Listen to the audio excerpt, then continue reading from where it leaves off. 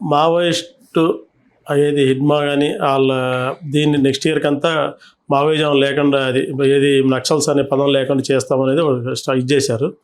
దాని తర్వాత next urban Naxals పని పడతాం అనేది ఒక రైట్ వింగ్లో ఒకటి చర్చ నడుస్తుంది. అవును, అసలు ఏంటి అర్బన్ నక్సల్ అంటే ఎవరు, వీళ్ళ పని పడతా అంటే వీళ్ళు ఎక్కడుంటారు మామూలు? అంటే అర్బన్ నక్సల్ అంటే ఎవరో కాదండి, బయట ఉండి అంటే ఊళ్ళల్లో వివిధ వృత్తుల్లో ఉండి మావోయిస్ట్ ఆలోచన విధానాన్ని సమర్థించే వాళ్ళందరూ అర్బన్ నక్సల్సే. అంత మాత్రమే కాదు, ఇప్పుడు రైట్ వింగ్ ఆలోచనలను వ్యతిరేకించే వాళ్ళందరి మీద అర్బన్ నక్సల్ అని ముద్ర వేస్తున్నారు. రాహుల్ గాంధీ మీద కూడా అర్బన్ నక్సల్ అనే ముద్ర వేశారు కదా. కాబట్టి ఈ దేశంలో జాతీయవాదానికి వ్యతిరేకంగా అంటే కార్పొరేటీకరణ జరుగుతోంది, దీనికి వ్యతిరేకంగా ఎవరైనా మాట్లాడితే వాళ్ళ మీద ఈ ముద్ర వేసేయచ్చు. అడవులు ఖాళీ చేస్తున్నారు మీరు అన్యాయంగా అని మాట్లాడినా, లేకపోతే ప్రజల భూములు బలవంతంగా లాగేసుకుంటున్నారు అని మాట్లాడినా, ప్రజల జీవితాలతో ఆడుకుంటున్నారు. ఇప్పుడు గందరగోళం ఒకటి జరుగుతోంది ప్రపంచంలో. మనం పట్టించుకోవాల్సిన అంశాలు ఏంటంటే, ఇప్పుడు మార్కెట్ ఎకానమీ ఒక కొత్త క్రైసిస్లో ఉంది. అమెరికా నుంచి మనని పంపించేస్తున్నాడు, ఆస్ట్రేలియా నుంచి వెళ్ళిపోండి మీరు అంటున్నారు. అంటే ప్రపంచ మార్కెట్ ఒక సంక్షోభంలో ఉండి మన జీవితాల్లోకి ఆ సంక్షోభం వచ్చి ఇక్కడ కొంచెం ఐటీ రంగంలో గోల్డెన్ షేక్ హ్యాండ్లు ఇలాంటి కార్యక్రమాలు పెరుగుతున్నాయి. ఈ పెరుగుతున్న సందర్భంలో ఈ పరిస్థితికి కారణం ఈ మార్కెట్ ఎకానమీయే అని కనుక ఎవరైనా మాట్లాడితే వాళ్ళని కూడా అర్బన్ నక్సల్స్ అనేటువంటి ప్రమాదం ఉంది ఇప్పుడు. అంటే ప్రభుత్వ వ్యతిరేక అభిప్రాయాలతో ఎవడున్నా వాడు అర్బన్ నక్సల్ అయితే. ప్రకాష్ రాజ్ మీద కూడా అర్బన్ నక్సల్ అనేటువంటి ముద్ర ఉంది. అంటే అలా కాదు కదా, ప్రకాష్ రాజ్ అంటే అర్బన్ నక్సల్స్ అంటే ఒక ఇది. ఇప్పుడు ప్రకాష్ రాజ్ ఏముంటుంది, ప్రకాష్ రాజ్ ఎంతసేపు హిందువుల్ని తర్వాత హిందూ సంస్కృతిని హిందూ దేవుళ్ళని తిడుతుంటాడు కదా. దేవుళ్ళని ఆయన ముద్ర ఏం కాదు కదా. అంటే ఇప్పుడు అర్బన్ నక్సల్ అంటే దేశంలో ఉన్న మెజారిటీ పీపుల్ మెజారిటీ మతాన్ని తిట్టడమే. అది కాదు అసలు, ఆయన సెక్యులరిస్టిక్ గా మాట్లాడతాడు. అవును, సెక్యులరిస్టిక్ గా కేవలం ఒక మతం గురించి హిందుత్వం గురించి ఎందుకు మాట్లాడతారు? దేశంలో ఇన్ని మతాలు వాళ్ళు మాట్లాడలేరు కదా, ఆ గట్స్ అక్కడ మామూలు చూపించలేరు కదా. ఇది కూడా ప్రజల్లోకి తీసుకువెళ్ళిపోయారు, ఇది ప్రజాభిప్రాయం. అట్లా కదా. మీరేనా ఇప్పుడు నేను ఒక చిన్న అది చెప్తాను.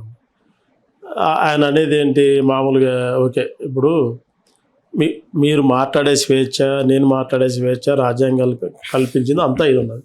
ఇప్పుడు ఒక ఇద్దరు ఉన్నారు, ఇద్దరు వ్యక్తి ఒకే వ్యక్తిని విమర్శించి పక్కన వ్యక్తినిలో ఏమి లోపాలు లేవు, ఆయన మొత్తం వైట్ పేపర్ అన్న విధానం అనేది పద్ధతి కాదు కదా. ప్రకాష్ రాజ్ చేసేది ఏంటి, ప్రకాష్ రాజ్ ఎంతసేపు ఏముంటుంది హిందుత్వం మీదనో లేదంటే హిందూ ఆర్గనైజేషన్ల మీదనో టెంపుల్స్ మీద. అంటే ఆయనకి బీజేపీ మీద వ్యతిరేకత ఉండొచ్చు, ఆయన మోడీని తిట్టచ్చు, మోడీని తిడుతున్నాడని మోడీ మీద కోపంతో హిందూ సమాజాన్ని అంతా ద్వేషించడం అనేది పద్ధతి కాదు కదా. హిందూ సమాజాన్ని ద్వేషించలేదు ఆయన, హిందూ పేరుతో జరుగుతున్నటువంటి ఇప్పుడు సనాతన ధర్మం అని మాట్లాడతాడు పవన్ కళ్యాణ్ చల్లారలేస్తే. ఈ సనాతన ధర్మం అంటే ఏమిటో అతనికి తెలుసా అని పొడుస్తాడు ఆయన. సనాతన ధర్మం అంటే ఏమిటి, కులధర్మమే. కులధర్మమే సనాతన ధర్మము అనే విషయం పవన్ కళ్యాణ్కి తెలుసా అంటే, ఏ కులం వాడు ఏ పని చేయాలని టెక్స్ట్ బుక్ చెప్పిందో ఆ పని చేసుకుంటూ వెళ్ళటమే. గీతలో కృష్ణుడు ఏం చెప్పాడు, స్వధర్మో నిధనం శ్రేయ అన్నాడు. ఇబ్బందికరంగా ఉన్నప్పటికీ నీ ధర్మం నువ్వు పాటించటం అంటే నీకేది నీ కులవృత్తి ఏదో అది చేసుకో అని చెప్పడమే. అదేదో గొప్పగా ఉందని చెప్పి నువ్వు చెప్పులు కుట్టే కులంలో పుట్టి పౌరోహిత్యం చేసే ప్రయత్నం చేయకు. ఆ పని వాళ్ళు చేస్తారు, నీ పని నువ్వు చేసుకో. ఇది స్వధర్మం. ఈ స్వధర్మాన్ని నిలబెట్టడం, ఈ కుల వ్యవస్థను నిలబెట్టడం కోసమే సనాతన ధర్మం నిర్మాణం జరిగిందే కుల వ్యవస్థ మీద. కుల వ్యవస్థే సనాతన ధర్మం, అంతకుమించి ఏమీ కాదు. అయితే ఈ విషయాలు ఏవి తెలియకుండా ఆయన మాట్లాడేస్తున్నాడని అప్పుడప్పుడు ఈయన పొడుస్తూ ఉంటాడు. ఇలాంటి క్రిటికల్ అంశాల మీద ఆయన అభిప్రాయ ప్రకటన చేస్తూ ఉంటాడు.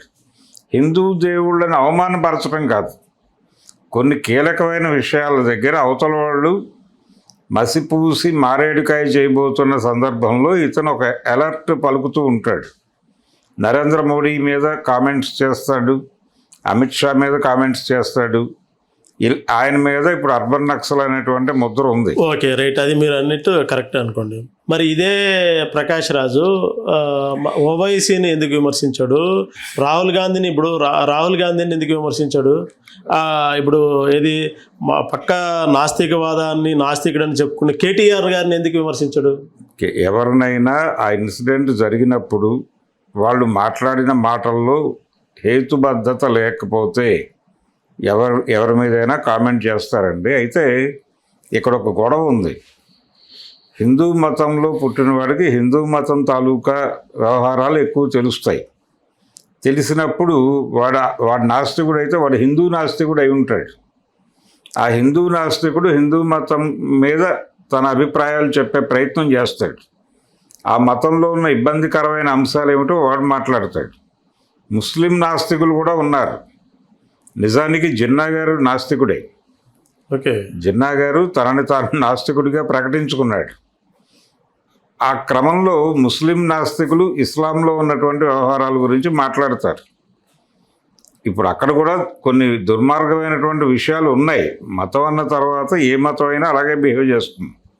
ఇప్పుడు మొన్న ఇక్కడికి వచ్చి తాలిబాన్ వీళ్ళు మీటింగ్ పెట్టారు కదా, అవును, ఆఫ్ఘనిస్తాన్ నుంచి. ఆఫ్ఘనిస్తాన్ వచ్చి ప్రెస్ మీట్ పెట్టినప్పుడు అక్కడికి ఆడవాళ్ళు రాకూడదు అని చెప్పి ఒక ఫత్వా జారీ చేశారు.